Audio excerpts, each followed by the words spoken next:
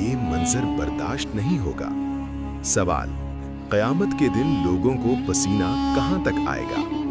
الف: ٹخنوں تک، ب: گھٹنوں تک، جیم: سینے تک، دال: اعمال کے مطابق۔ 5 4 3 2 1 go۔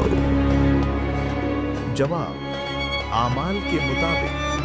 آپ بھی نیک اعمال کرنا چاہتے ہیں تو لکھیں انشاءاللہ۔ ایسے ہی ویڈیو کے لیے میرے چینل کو سبسکرائب کرنا نہ بھولیں۔